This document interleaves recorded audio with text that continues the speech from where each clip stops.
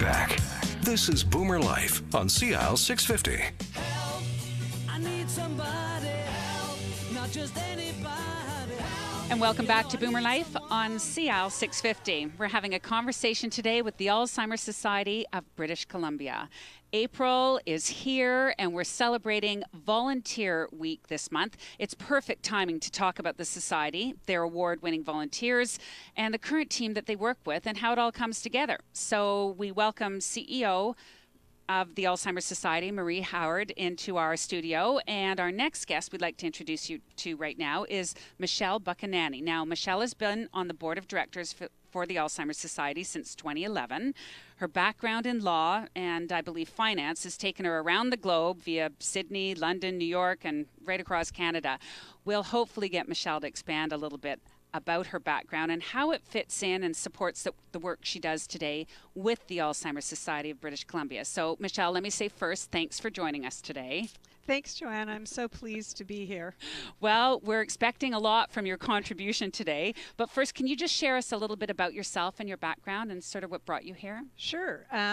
I grew up in British Columbia, and I was taken away to the east by school and then subsequently working. But I moved back to BC about 6 years ago, and when I came back, I wanted to find something to have that element of giving back to the community, because I've been very lucky to have had great jobs and lots of challenges, but I've always tried to round that out by finding something that I was passionate about that I could get engaged with. And so that brought me straight to the Alzheimer's Society of BC, because it's something of a family tradition. My parents have been volunteers at the Society for more than 20 years. Really? And so, it was just so obvious that this was where I was going to end up becoming a volunteer. It was natural, yeah. My parents' first connection with the Society came after my grandmother began her dementia journey, and that was, as I said, more than 20 years ago. And they felt very lost and didn't know where to turn until they found their way to the Society. And they were just so grateful for the information and the support that they got, that they turned that into being volunteers themselves. And so, they set a path for me. And when I moved back to BC 6 years ago, I began to get involved and then ultimately joined the board of directors. So you started off just as a volunteer and then worked your way into the board? No, I jumped right in at the board level. I think my background, my previous background in law and private equity, I had done a lot of board work in the past, and so I think that was probably where I was best suited. I did attend some of the programs. One of the very first things I did when I joined the board was go to a Minds in Motion program and participate with the families that were there. I thought it was really important to begin by understanding the services and the support that the Society provides. So I went with another board member, and we had just a great afternoon participating in the program, and then talking with the people who had attended, the folks on their Alzheimer's journey and also their caregivers, and just learned from them how important that link to other people who were experiencing the same thing that they was, and how the Society really facilitated that and brought it together. Sounds perfect. It was the perfect place to start at a Minds in Motion workshop. Could you tell us a little bit about what the role of the board of directors is within the Society? And I expect that you end up working with every single department and every aspect of the Society with that. Yes, it's interesting, because I call myself a recovering lawyer because I don't practice law anymore. So if I put that hat on, I'll tell you that being on the board of directors is about governance and oversight and sort of somber sounding things like that. And it is. There's certainly that aspect of it. There's business to attend to. There's business to attend to. But what's really wonderful about the board of directors at the Alzheimer's Society is that business is just the start of what we do. And you're right in thinking that we do get involved in a number of aspects of the Society, most particularly around the strategic direction that the Society is going to take, and being a real partner to Maria and her team in enabling them to do the things they need to do to move us in that strategic direction. And it's, we have just the most wonderful, talented group of people at the board who have diverse backgrounds and come from different jobs and different experiences in their lives. And that's incredibly helpful when we sit down around that table and talk about the issues and the challenges and where we're going to go in the future. So how does it actually work? Does the CEO provide you with priorities of the direction the society wants to go, or does the board of directors develop priorities? And like, how do you actually make the teams come together? Well, I think it's all of the above is part of the answer. Certainly when, the way I like to think about a strategic plan is a little bit like a roadmap. It's a way of keeping your eyes firmly on your destination, but also giving you the tools and the directions to get to where you want to go. So conversations happen at all levels. Maria and her leadership team and in the organization and at the board table, we try and think about where we'd like to see the society go at a high level over the next 5 or 10 years. And so that gives us that goal at the end of our roadmap that we can then work towards. But the working towards it really, the day-to-day operations and the society are taken on by Maria and her team, and the role of the board is to keep that focus, to make sure that the financial governance and the legal governance comes together around that plan, and that we all are working to do what we can, certainly at the board level, to enable those activities to go forward.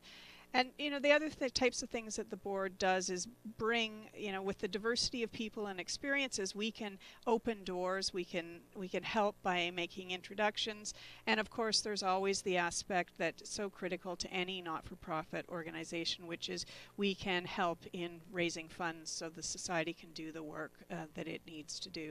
And different members of the board bring different skills, but we all are sort of pulling at the same oars, if you will, in terms of moving the strategy forward and trying to raise the funds.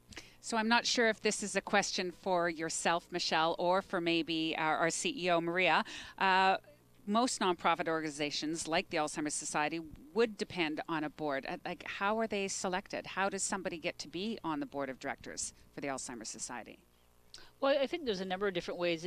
It's the one thing about the society, because we have so many opportunities through events and through our support groups and through our connections with other partners, we are always having conversations with people about who might be interested in volunteering, and people who, through their own professional experience or what they have done in their career, might be interested in being on the board. And it's to begin that conversation about how they would like to come to the society and support, and through just that conversation and then their opportunity to understand what that does. We have a number of committees that sit alongside our board, and so they may join one of our our finance committee and begin to participate. And I think it's a bit of a growing and a nurturing process, so that people who are stepping into the board roles really understand that commitment and that role that they take on.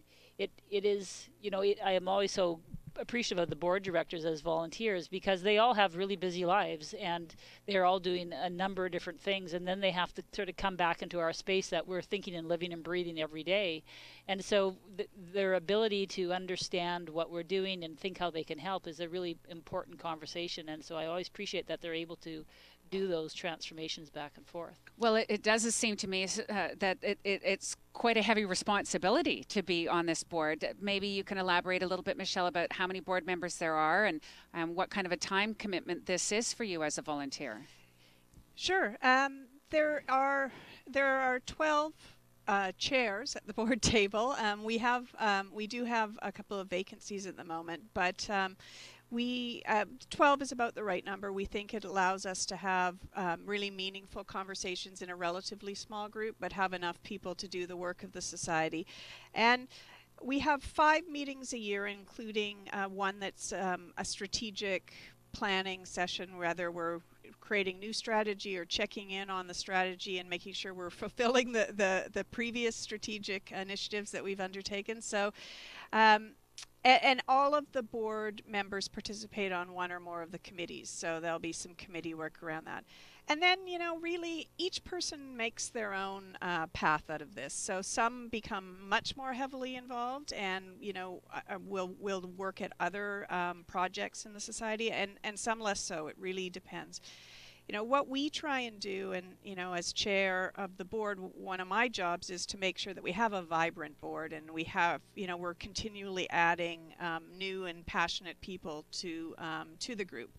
And so, we do have some formal structures. We use our governance committee is formally charged with finding people, and we have what we call a skills matrix. So we say these are the kinds of skills that we need at the board, and if someone retires who takes with them a particular skill, we go out looking for someone else who brings that to the table.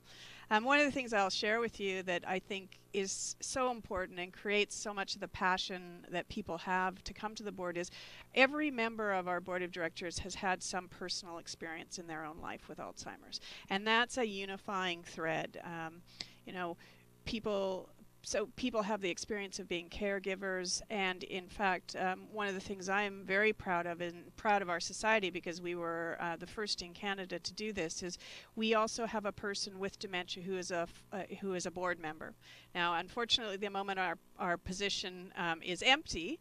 But so if there's any listeners out there who are experiencing the dementia journey and would like to think about joining our board of directors, Marie and I would be so happy and delighted to talk to them, because that's such a critical board position as well, to bring the voice of a person with Alzheimer's to all of our board deliberation. I'm actually glad, Michelle, that you mentioned that there were a couple of seats open on the board. And I think, Maria, in the past, we actually got to meet the member of the board who had Alzheimer's disease. Was it David? Yes, David Brown, and in fact, both Jim Mann, who has spoken on the show, who That's right. was one of our first people on the board who was living with dementia, and David, who unfortunately passed away a few months ago, brought strong voices to the board and really helped us all remember that we are here to help people who are living with dementia. So we have to keep looking to families to help guide us in what should our priorities be. That's great. So, Michelle, final question for you. Really, what's in it for you as a volunteer? What do you get out of this position as the chair of the board of directors for the Alzheimer's Society? Well, I mean, I think the most important thing is I get a lot more than I give. I'll say that. The amount of personal satisfaction in this work is really, I can't even begin to tell you. I mean, I'm honoring the memory of my grandmother, which is very important to me. And since I started on the board, my partner's father was diagnosed with Alzheimer's, so he's living that journey right now, and it makes it very immediate and very important, the work that we're doing. And I learn something almost every day, and maybe not about Alzheimer's, although sometimes it's about Alzheimer's, but often it's just about who I am as a person and what I have to give. And by far the best part is the people that I work with. My colleagues on the board are passionate, they're dedicated, they're so committed to our cause, and that is that makes the work at the board really a joy. And the staff, Maria and her team, and all the staff at the Alzheimer's Society are, they bring to life the things that we only dream about at the board level, and that creates such an enthusiasm for the work that we do, and for me personally, it's the satisfaction that I get. I do devote a fair number of hours to this, but I do it, with a real understanding that the Alzheimer's Society BC is making a difference every day in the lives of people with dementia and their caregivers, and that's the reward. That's the bottom line.